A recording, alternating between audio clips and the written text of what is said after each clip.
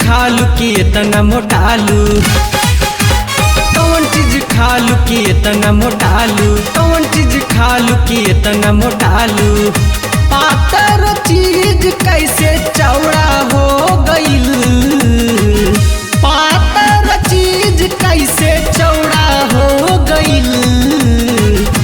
कमरिया कमरा हो गईल तो टेंशन हमारा हो गईल, कमरिया कमरा हो गईल तो टेंशन हमारा हो गईल।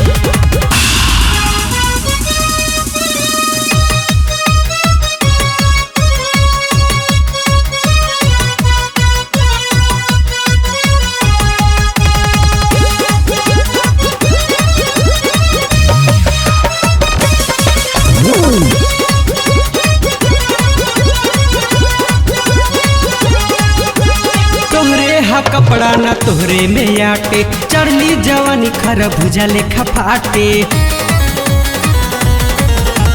तोहरे हा कपड़ा न तोहरे में आटे, चढ़ली जवानी खरबूजा लेखा फाटे। साचो गजब के तोहर नखरा हो गईल, साचो गजब के तोहर नखरा हो गईल। कमरिया कमरा हो गईल तो टेंशन हमारा हो गईल, कमरिया कमरा हो गईल तो टेंशन हमारा हो गईल।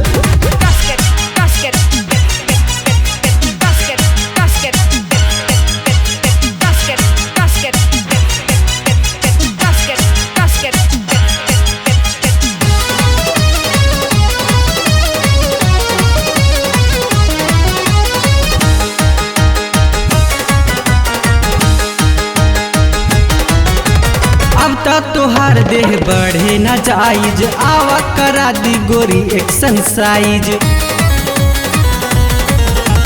अब तक तोहार देह बढ़े न जाइज, आवा करा दी गोरी एक्सरसाइज।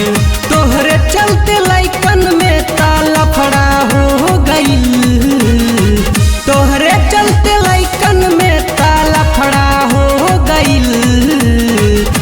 कमरिया कमरा हो गईल तो टेंशन हमारा हो गईल, कमरिया कमरा हो गईल तो टेंशन हमारा हो गईल।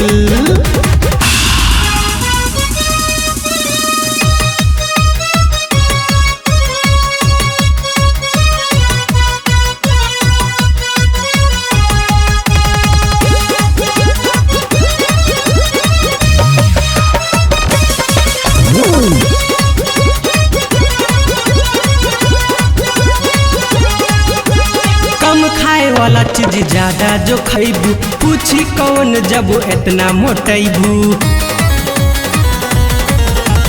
कम खाए वाला चीज ज्यादा जो खैबू, पूछी कौन जब इतना मोटैबू।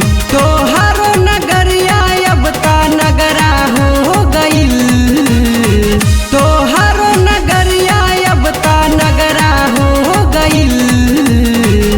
कमरिया कमरा हो गईल तो टेंशन हमारा हो गईल, कमरिया कमरा हो गईल तो टेंशन हमारा हो गईल।